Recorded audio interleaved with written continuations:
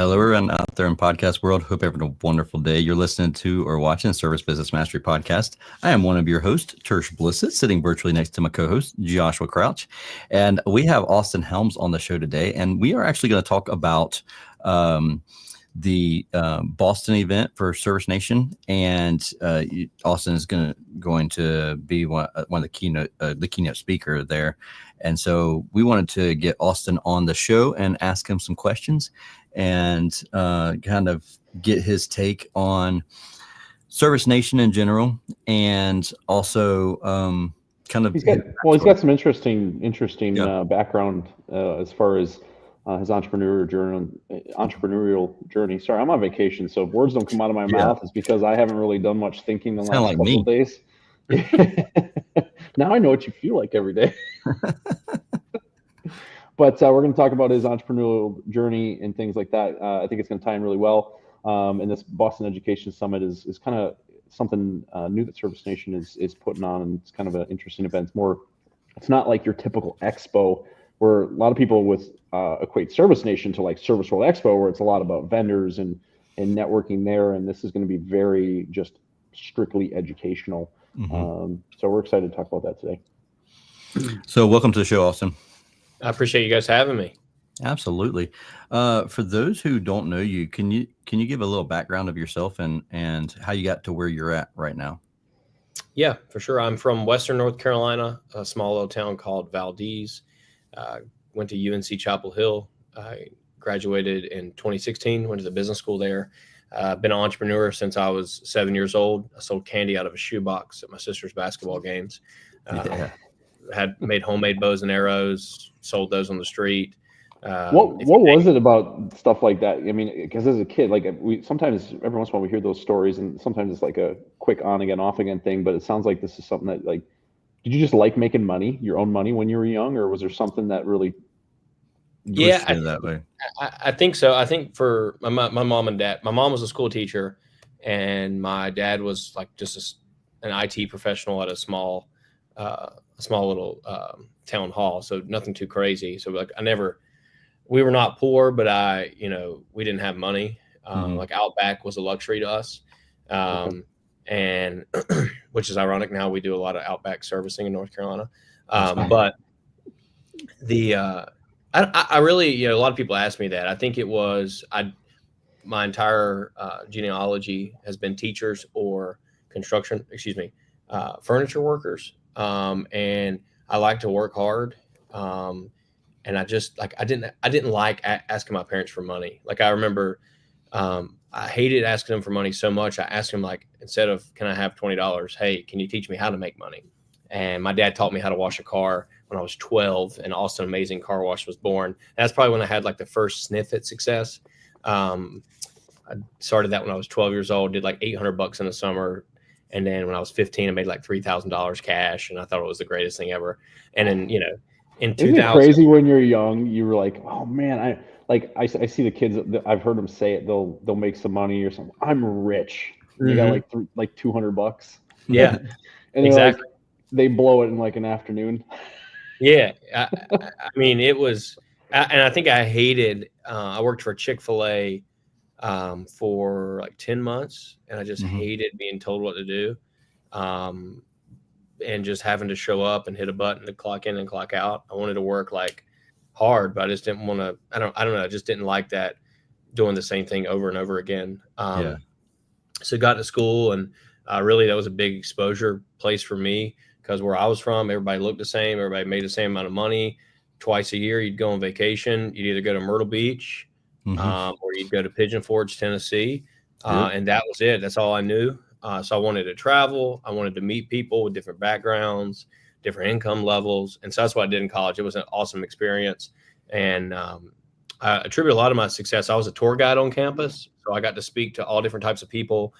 People would always laugh at my accent. And I don't think I have an accent, but obviously the UNC parents, I do.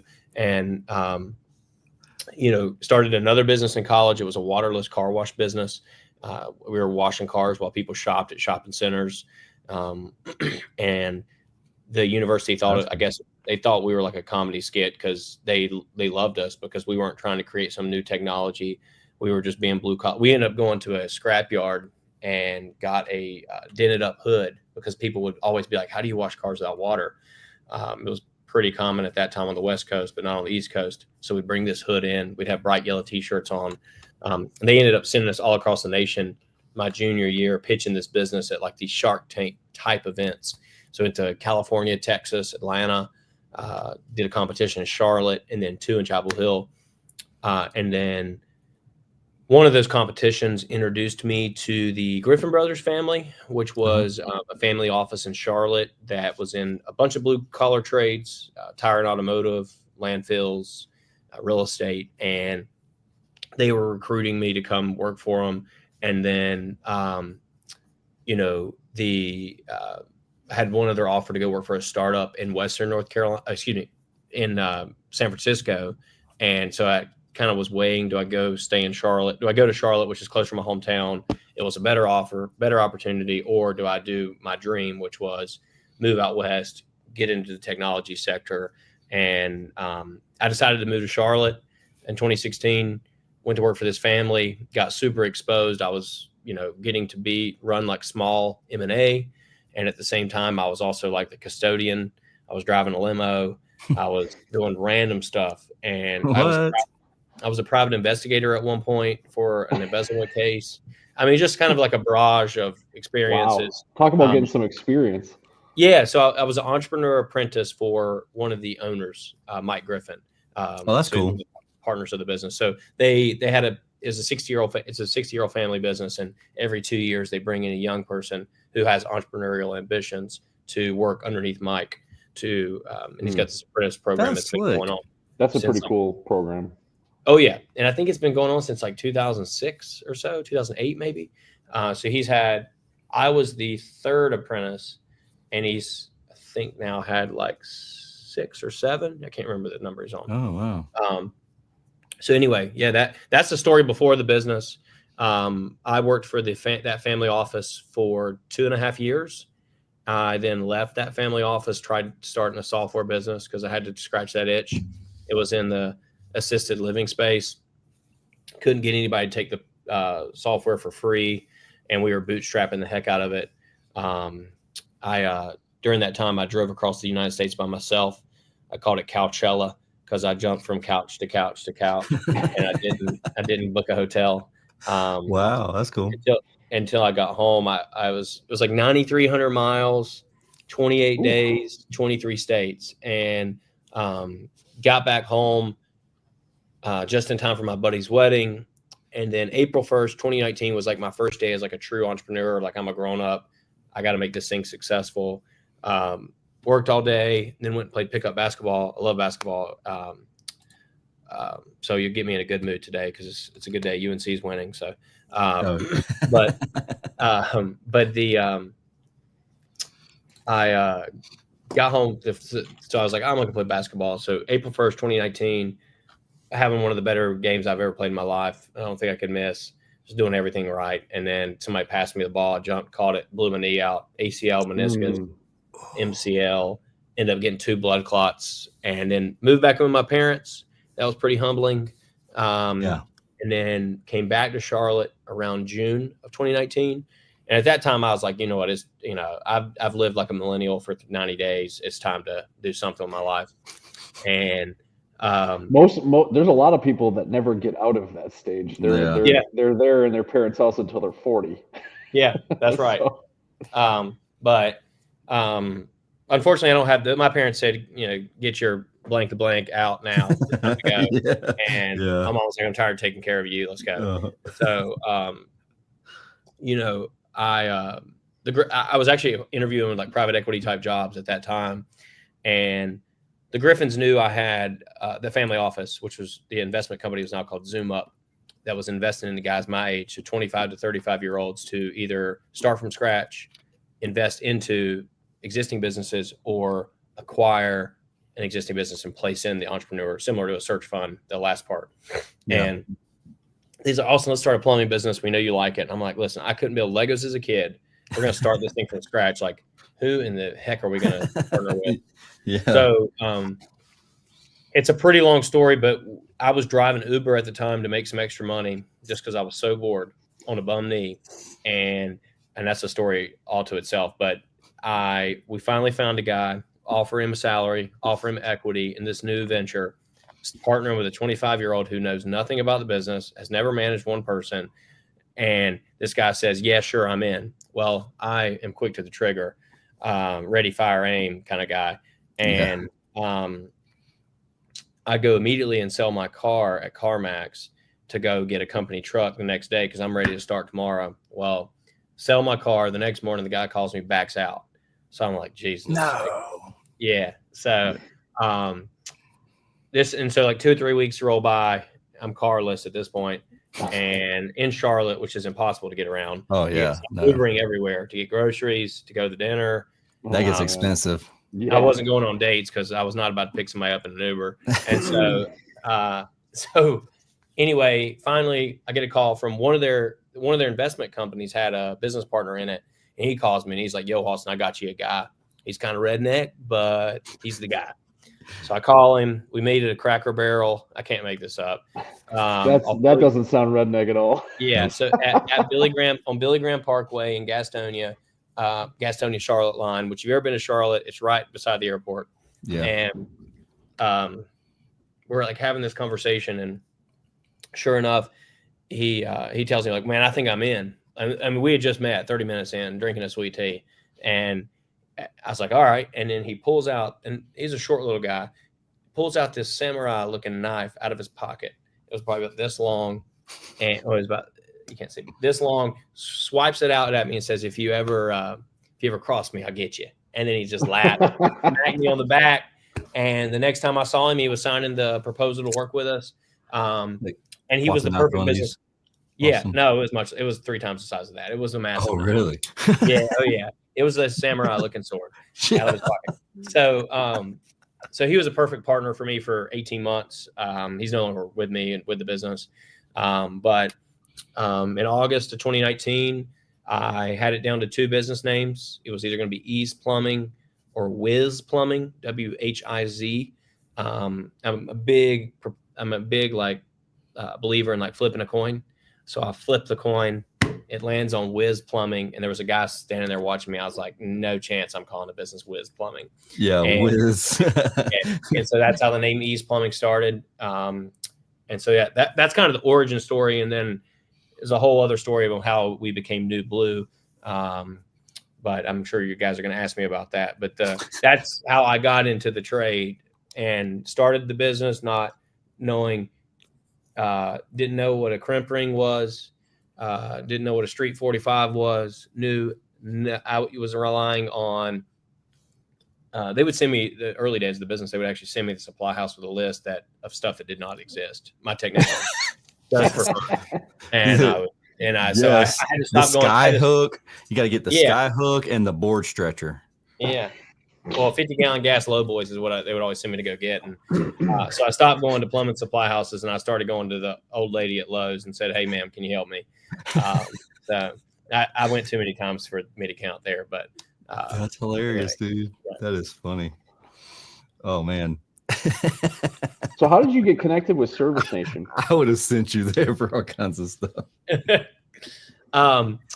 The DIA had reached out to me. So the Speaker Exchange reached out to me to speak. So that's how I was connected with Service Nation. And we at New Blue were looking already to join a group. And we explored other options.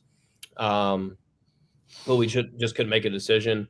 And some of these other groups are built to like sell your business, and that's not like really what we were looking to do. And so this kind of seemed like a perfect fit. We went down to my first event was actually the one in Orlando this past year. And so that's really how we were introduced. I've only been introduced to Service Nation for probably 6 or 7 months now. Oh, okay. Yeah. So did you see our booth at the one in Orlando by chance? I had to leave early, so I wasn't there for the trade booth expo. Two of the other guys may have. You missed out. We had a massage therapist there. Oh, wow. Oh, yeah. We went all out. Yeah. Yeah. Then we had the white couches. Okay. It was decked out. We had some good traffic over there. Yeah, we really did. But I do want to. I actually have a list of things that I do want to talk about as well. Not that anything you said isn't interesting. Before I do you have? Is it a single location or do y'all have multiple locations? No, we technically have 4. Okay, I thought I saw that. We have a Greenville, North Carolina office that does all 3 trades: electric, plumbing, HVAC. We have a Fayetteville branch that does electric and plumbing. We have a Lake Norman branch. Lake Norman is North Charlotte, that does all 3 trades. And then we have a South Charlotte branch that's just electrical. But we service all of Charlotte for heating and air and electric, and plumbing. But we just have like kind of satellite offices, and I can explain that because that's Lake Norman. The Lake Norman is that's where all the NASCAR drivers live, isn't it? Yep. A lot of famous people live. Old football coaches. Yeah, probably the most famous coach that lives at the lake is there's probably 2. It's Marty Schottenheimer, who's now his son is the head coach of the Cowboys. Coach of the Cowboys, yeah. And then Joe Gibbs, who's won. I think he won 2 or 3 Super Bowls. Yeah. But Joe Gibbs racing too. So sure. A lot of NASCAR, a lot of business professionals, and the more and more as time goes on, it's so many people from not North Carolina, which is kind of fun, but. Also, I'm a Carolina boy at heart. So. Oh yeah, I think there's something about Carolina. It's almost like Texas. If you're from North Carolina, like you bleed that Tar Heel blue. Like, well, it depends. I don't know. If you're real country, then you don't. You bleed East Carolina, NC State, or I always tell people I'm country, but I'm not redneck. So that purple and black or red or blue. Yeah, they're all very North Carolina. No. It's I think that's the cool thing about the colleges in UNC in North Carolina are like people are super loyal. They wear the shirts. Where I've gone to schools in other states where it's like, dang, where's the whatever? They didn't care about it. Yeah. Like, it's not like that in other parts of the country, unless you're in like the SEC world and some of those places are like that. But it's the college game is depends where you are. It's very big. Certain places, other places, it's like we follow. Like for me, I was always a Badger fan because I lived in Wisconsin, but I wasn't like die hard. Like it wasn't a craze. Like I see how some of these guys are in Georgia, where Tersh is from and stuff, and like you guys are all freaking nuts, man. You guys would chop your kid's arm off to win a bowl game. Oh, dude, they have Georgia Bulldog tattoos across the whole back. I'm like, nah. That's too super fan. That's too super fan for me, but it is. It is pretty funny how deep the fandom goes, and what people like, how divorces can go down if it's like a wife is a Duke fan and a husband's a UNC fan. So it is rather interesting.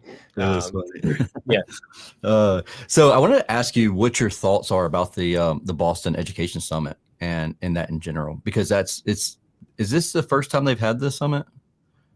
I believe so. Yes. I think, for me, I'm pretty pumped. I think for when we go to these events, I think it's great to, get sold some new product, but it's also like we go there to get educated, and to hear from the main reason why we decided to sign up with Service Nation was because of the getting to hear other advice from people from all other parts of the markets and see what they're doing.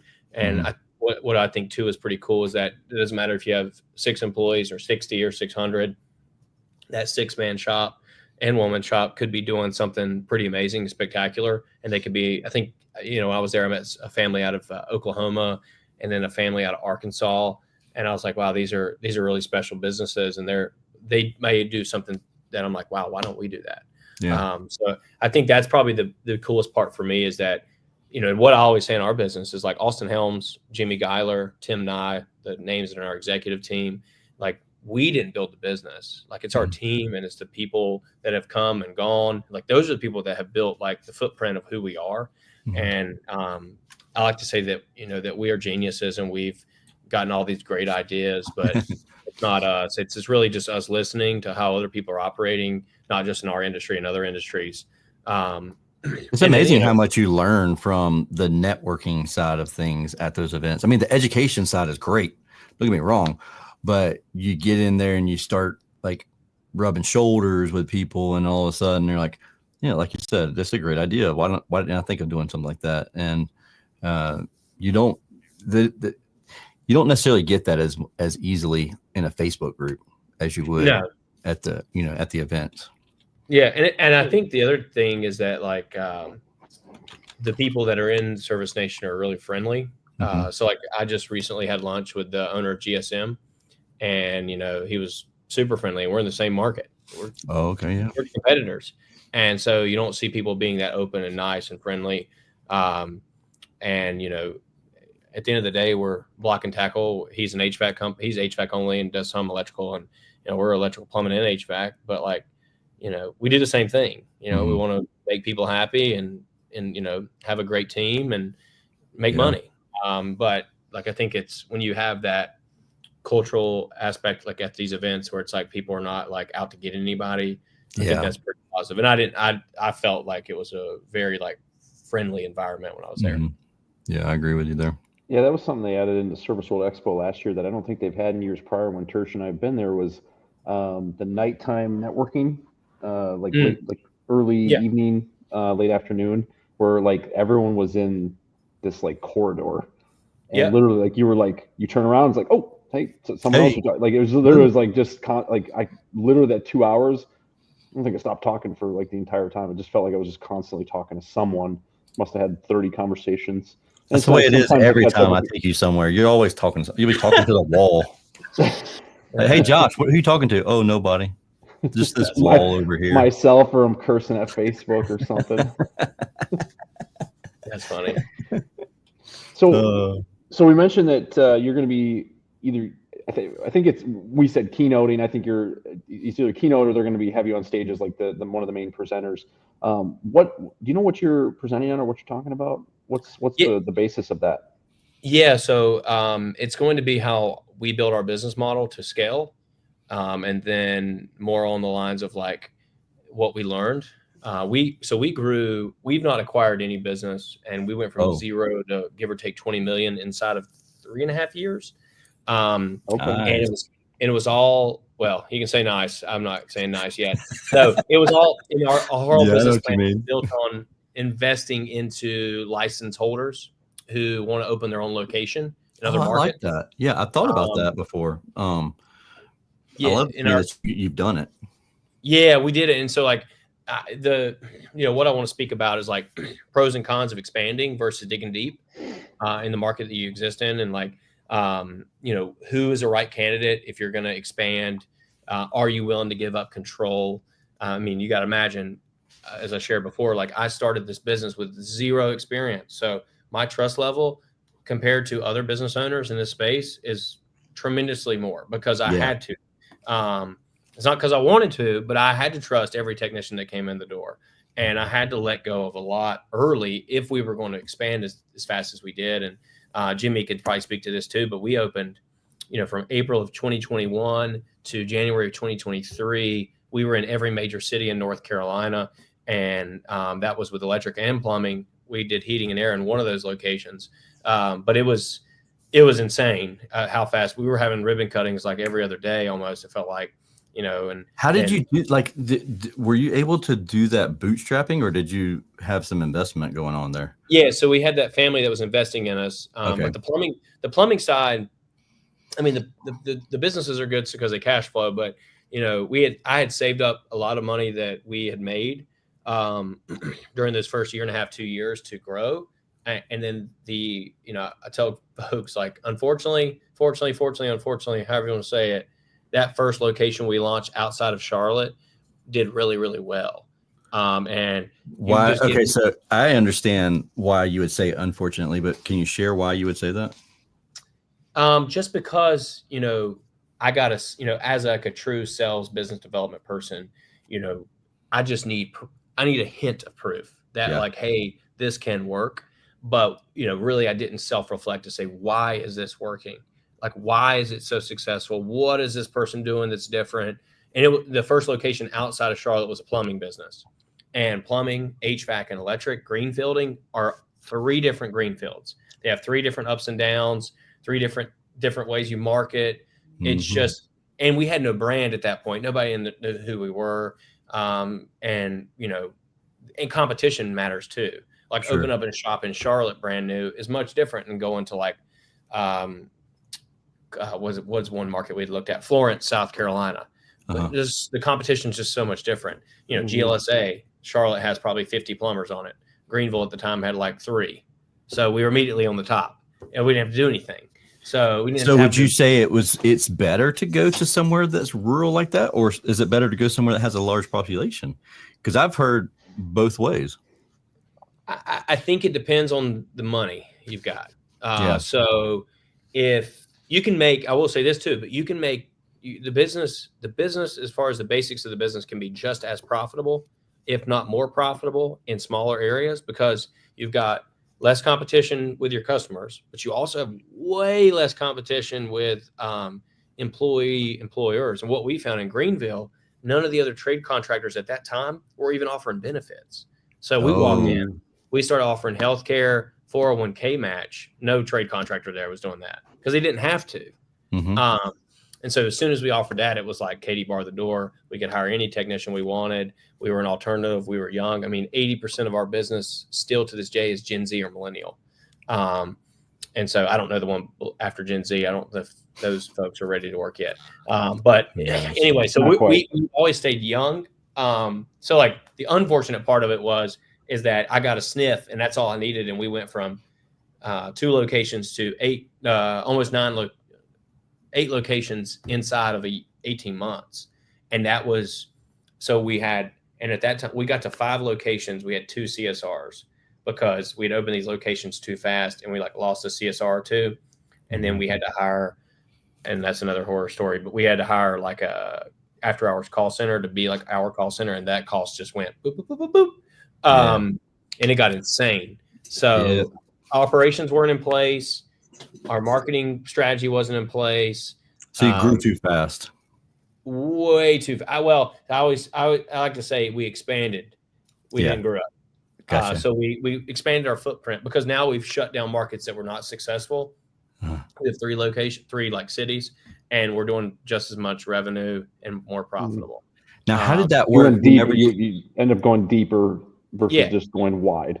Exactly. How did that work with the because I assume that the other locations that you had closed down, you had brought on business partners, right? Like basically the ones that the license holders that you had given equity.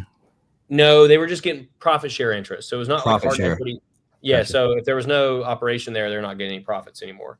And that's what I want to talk about too at the event is that, we believe that there is there's going to be some kind of private equity type skip or bubble. You think about it, all these big roll-ups. There hasn't been there hasn't been a failure. And so you haven't seen one of these massive PEs just pop. And they just keep rolling businesses up. And these are people, they're not technology. You can't optimize them. There's not robots doing these jobs just yet.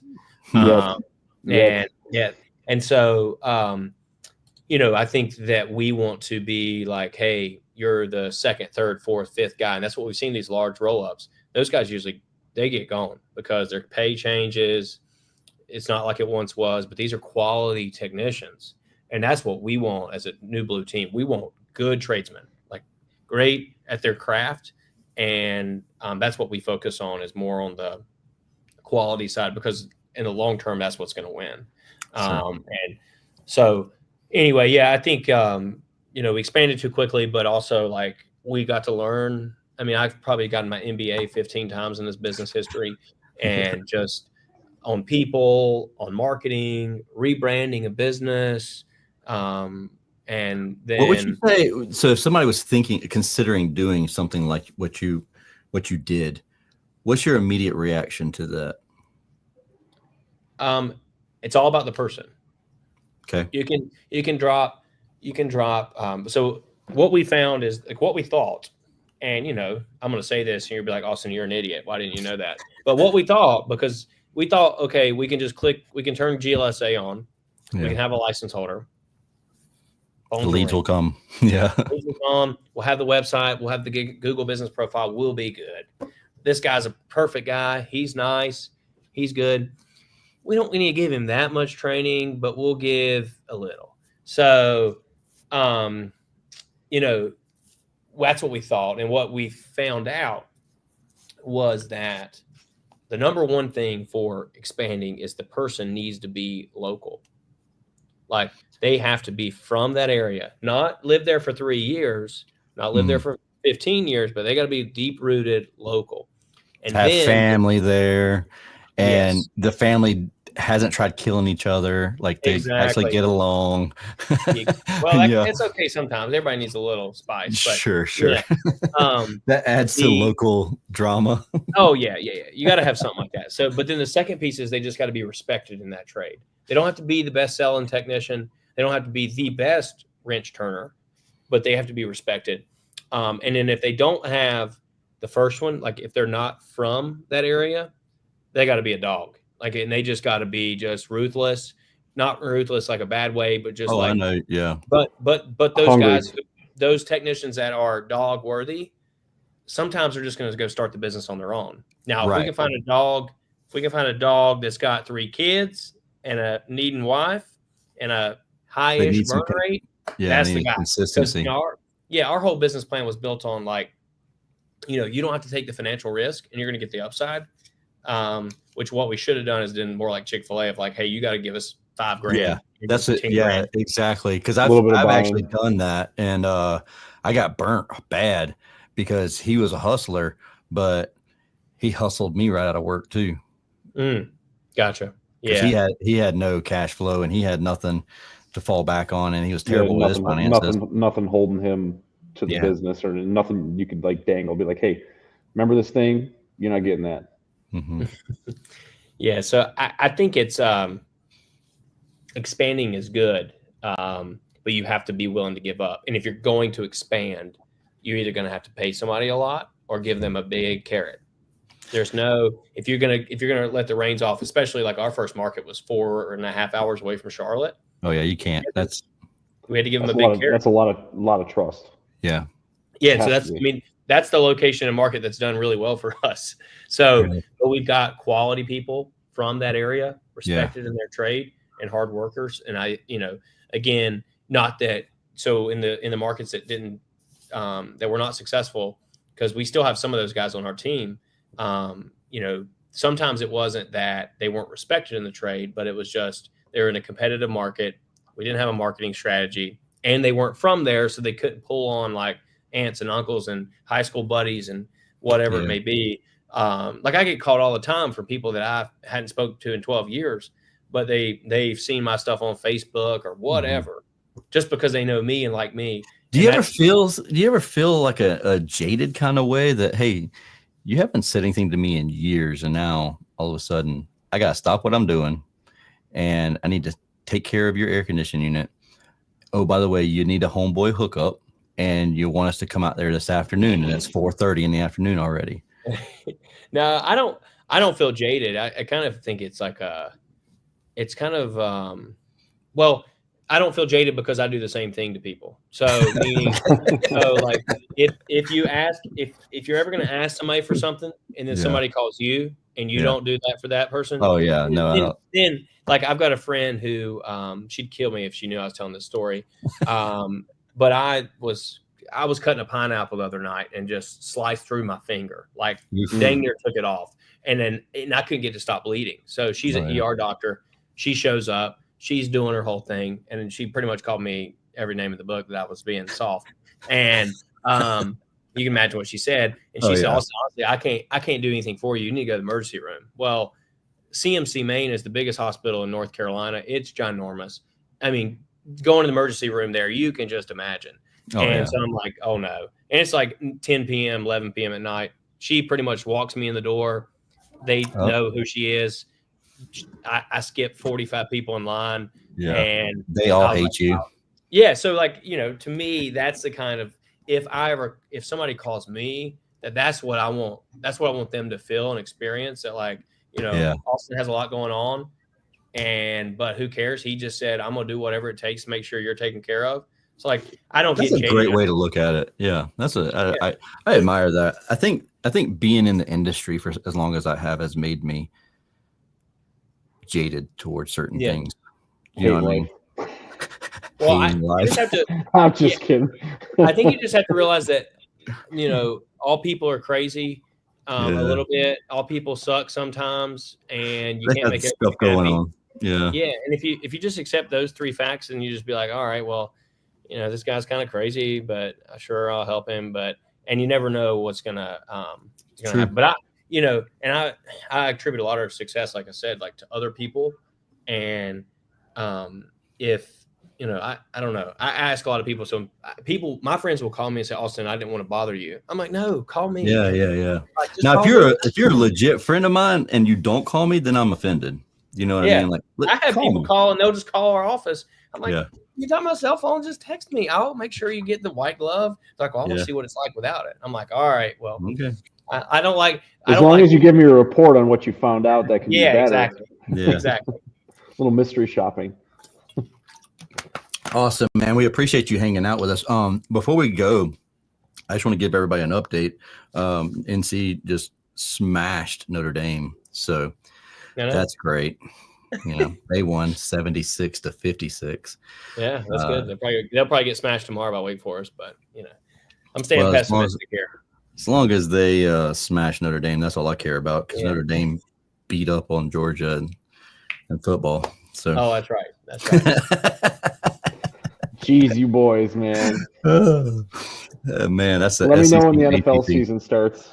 We ain't worried about none of that junk. I see this thing over here. It says, which of the 7 pillars have I struggled with the most during the journey? Mm-hmm. Do you want me to answer that? Yeah, I'd love to. For me, it's been trading growth for the financial part. So it's, I want to take the world over. I want to have a nationwide brand, but you have to you can't like explode organically, grow a business and then think you're going to be 30% bottom line or 20% or 15%. There is a little bit of trade-off there. And, I'm 30 years old. My timeline is tomorrow, not 5 years, 10 years, 20 years, 30 years, 50 years. And so I think that's kind of that's the hard part. And then, as a younger entrepreneur in this space, I try not to get clouded up with like these private equity roll-ups that you can either they'll float some crazy number at you, or they'll say like, or I'll see the success of like, oh, they just buy these businesses, they don't really do anything, and then they flip it and sell it and make money. And what did they do? Did they get in the ditch? Like, have they been in the crawl space? Have they been cussed out of the customer at their house? Like, no. And but that's the part that I think is when you look at these businesses that are not selling to private equity, like there is like, I think there's going to be like true joy and happiness when you keep those people. And like people I've told, like, no, we're not selling the business. And like me standing on my word is really the only thing I've got. I told people, I was like, what if we sold this business, what the heck am I going to do? Tomorrow I'm going to wake up and I'm going to say, all right, I'm bored. Let's start something else. Yeah, let's go do it again. And so I think that's probably the hardest part is like, the HR, the leadership. I love that part of it. I love trying to, find people, like put the right people in the right seat. Yeah. And Austin Helms is not your customer service manager. I am not your COO. I am your run as fast as I can and keep up ideas and do it again. And I won't get mad if you tell me it's terrible, because I'm just going to think of 12 more. So, but I think that, has that been your whole life like that, or did you have to develop that like thick skin? Oh no, I was a basketball player that was 6 foot, couldn't touch the rim. I think it's just been my mom tells me my first itch of competitiveness is when I was 4 years old and the girl across the street read before me. And I grabbed my mom, she says, and I told her that she was going to teach me how to read, and I was going to read faster than the girl across the street was always smarter than me. But I said, I'm gonna make sure it happens. But I did get her. I think I was like 7. I got in a whole bunch of trouble, but I had one of those little tiny cars, the RC, the battery operated, and rammed her into the tree. So yeah, I was a little dirty. You're gonna take her out if you couldn't beat her. Yeah. But anyway, are you still friends with her? Yeah, she hired me to do a benefit auction for one of her events. So, that's cool. Oh, that is cool. Yeah. Yeah. Talk about staying. She didn't hate you too much. Yeah. No. That's funny. Yeah, but cool, man. Well, we appreciate you hanging out with us for real. And I look forward to hearing, everything that you talk about on stage too, at the summit in Boston. That's called that. I want to make sure I call it the right thing. I think it's the Boston Education Summit. Yeah, that's it. Yeah. So with that being said, I really appreciate you hanging out with us. We will make sure that we link that summit in the show notes as well. Awesome. But yeah, Josh, you have anything else before we wrap things up? No, it's a great conversation. It was awesome chatting with you, Austin. I'm sure based on your personality and what we learned today, you're going to have a good time on stage and kill it in Boston. Yeah. Awesome. Absolutely. I'm looking forward to it. I'm going to be real. I lost my grandma, who was like one of my best friends on Saturday. And so I probably will tell some of her, some of her PG jokes on stage. So I think you should do the PG-13 or R-rated ones. I might get booed off stage. My family's already, I'm speaking at her. You got to remember, we're talking to contractors here. They probably love that stuff. They probably eat it up. She was a nurse for 42 years. And like every joke she heard, she told her, 10-year-old grandson. Oh, that's awesome. Got me in a lot of trouble. That's awesome. Yeah, that's so cool, dude. I'm sorry about your loss. I appreciate it. Thank you. Yeah, buddy. All right, guys. If you have any questions at all for anything that we've talked about, we'll put the links in the show notes. If you have any questions for Austin, reach out to him. He's on LinkedIn. And we appreciate you hanging out with us, and we look forward to talking to you again soon. We'll see you. Thanks, Austin. Appreciate it. Thank you, guys.